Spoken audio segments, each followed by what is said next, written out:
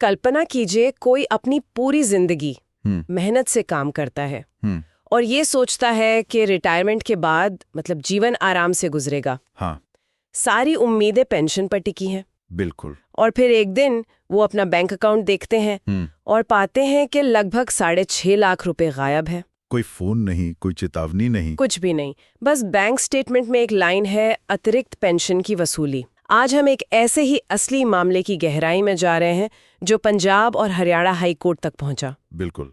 और ये मामला, जैसा आपने कहा, सिर्फ पैसों का नहीं है। नहीं, ये नियमों का है, न्याय का है और सबसे बढ़कर एक इंसान की गरिमा का है। हाँ। हमारे पास जो श्रुत है वो 4 नवंबर 2025 का कोर्ट का फैसला है, सज्जन कुमार गोयल बनाम हरियाणा सरकार। तो इसी फैसले के जरिए हम समझेंगे कि कानून कैसे काम करता है। हाँ, और कैसे वो एक व्यक्ति को एक बड़ी व्यवस्था के सामने एक ढाल की तरह बचाता है। तो चलिए शुरू करते हैं।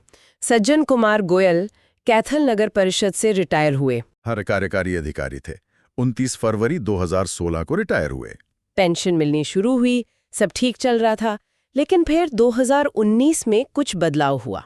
हाँ, उनकी पेंशन को संशोधित किया गया, मतलब रिवाइज किया गया, और यहीं से आप कह सकते हैं सारी गड़बड़ी की शुरुआत हुई। अच्छा। विभाग के अनुसार एक लिपिकीय त्रुटि हुई, एक क्लरिकल एरर। एक क्लरिकल एरर, जिसकी वजह से क्या हुआ?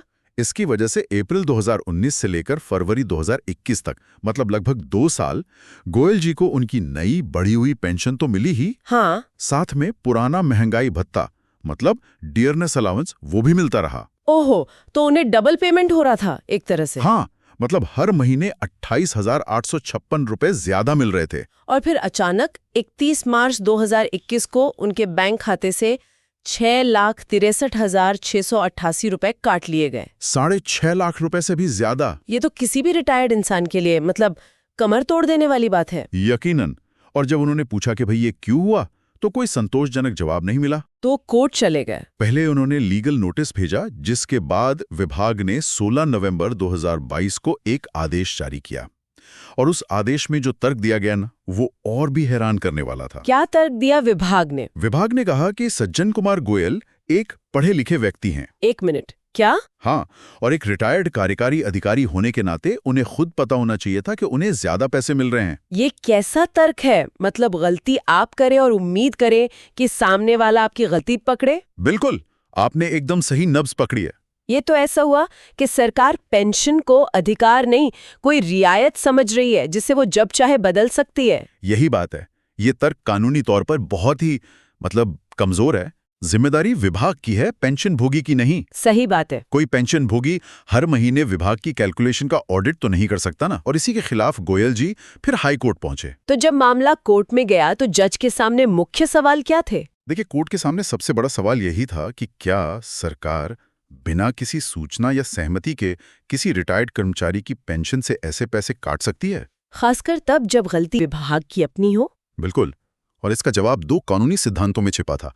पहला, प्राकृतिक न्याय का सिद्धांत। दूसरे पक्ष को भी सुनो। हाँ, ऑडी अल्ट्रम पार्टम, उन्हें अपना पक्ष रखने का मौका ही नहीं दिया गया। और दूसरा तर्क? दूसरा, और इस मामले का सबसे मजबूत तर्क, एक खास नियम पर आधारित था।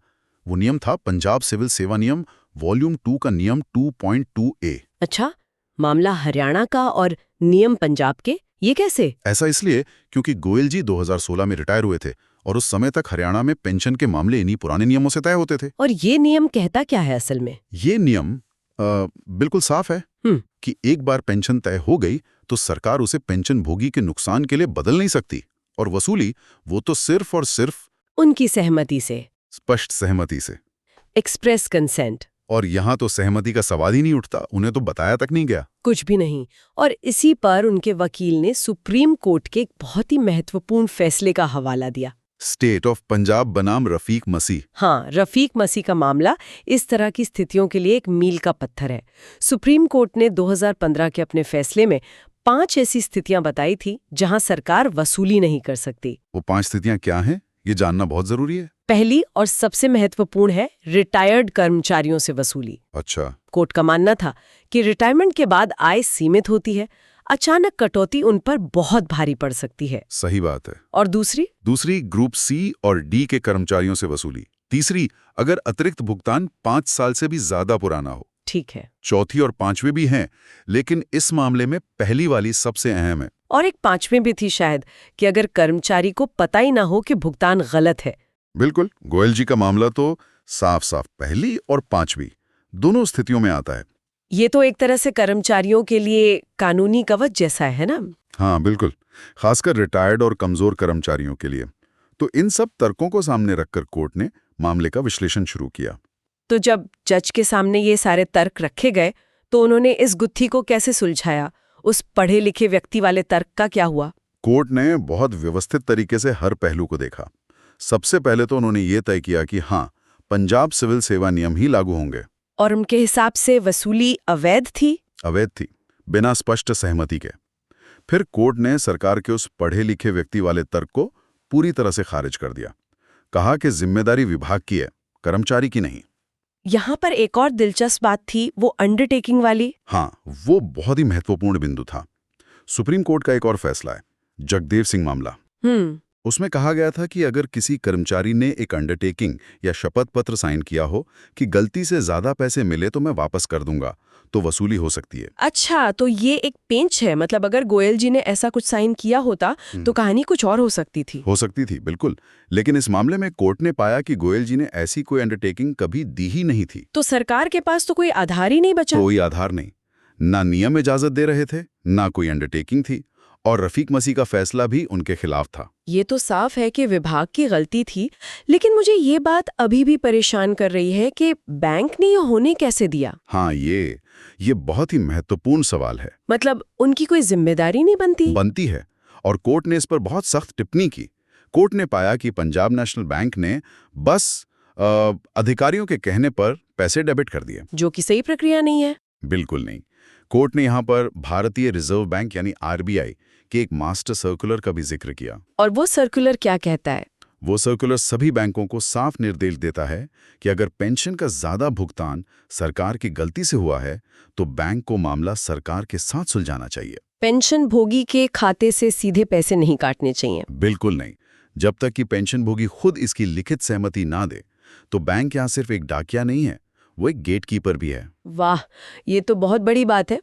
तो इन सब दलीलों और नियमों को देखने के बाद कोर्ट आखिरकार किस नतीजे पर पहुंचा? कोर्ट इस नतीजे पर पहुंचा कि ये वसूली पूरी तरह से अवैध थी, मनमानी थी और प्राकृतिक न्याय के सिद्धांतों के खिलाफ थी। तो उन्होंने उस वसूली के आदेश को रद्द कर दिया। जो 16 नवंबर 2022 का आदेश था, उसे पूरी तरह से रद्द कर दिया गया। इसका मतलब गोयल जी को उनके पैसे वापस मिल गए।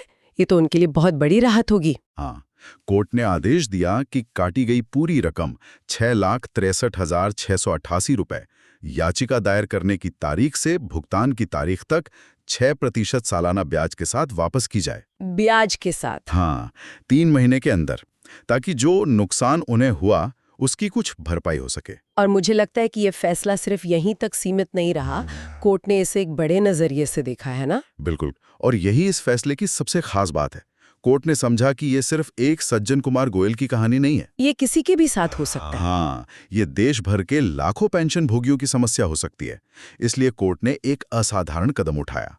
उन्होंने आरबीआई को निर्देश दिया। क्या निर्देश दिया? कि वो सभी बैंकों को एक बार फिर से स्पष्ट निर्देश जारी करे कि किसी भी पेंशन भोगी के खाते से उनकी जानकारी और स्पष्ट सहमति के बिना कोई वसूली ना की जाए। ये तो एक व्यक्ति के मामले को एक व्यवस्थागत सुधार में बदलना हुआ। बिल्कुल। तो अगर इस पूरी चर्चा से किसी को एक बात याद रखनी हो तो वो क्या होगी? सार ये है कि पेंशन एक अधिकार है, कोई भीख या रियायत नहीं। और कोर्ट ने अपने फैसले के अंत में बहुत ही मानवीय बात कही, जो कानूनी दस्तावेजों में कमी दिखती है। क्या कहा कोर्ट ने? उन्होंने कहा कि इस तरह की अचानक वसूली एक पेंशन भोगी को सिर्फ आर्थिक रूप से नहीं तोड़ती, वो उन्हें भावनात्मक रूप से भी परेशान करती है। एक तरह का विश्वासघात महसूस होता होगा। हाँ बिल्कुल, व्यवस्था में उनका भरोसा कमजोर होता है। तो सज्जन कुमार गोयल का ये मामला हमें दिखाता है कि कानून कैसे एक अकेले इंसान को एक बड़ी व्यवस्था की गलती से बचाता है। हाँ। ये स्थापित करता है कि प्रक्रिया, सहमति और मानवीय गरिमा सिर्फ किताबी शब्द नहीं है, बल्कि एक कल्याणकारी राज्य की नींव है। बिल्कुल, इस मामले ने पेंशन भोगियों के अधिकारों को बहुत मजबूती से स्थापित किया है। लेकिन ये हमारे लिए एक विचार जरूर छोड़ जाता है। क्या विचार? आज की डिजिटल दुनिया में, जहां एक क्लिक से गलतियां हो सकती हैं और एक क्लिक से सुधारी भी जा सकती हैं, हम ये कैसे सुनिश्चित करें कि न्याय और मानवीय संवेदना की प्रक्रिया पीछे ना छूट जाए? वित्तीय त्रुटियों को ठीक करने की तेजी और कमजोर लोगों जैसे कि पेंशन भोगियों के अधिकारों की सुरक्षा, इनके बीच सही संतुलन क्या होना चाहिए? ये एक ऐसा सवाल है जिस पर हम सभी को सोचना चाहिए। खासकर उन्हें जो व्यवस्था का हिस्सा हैं।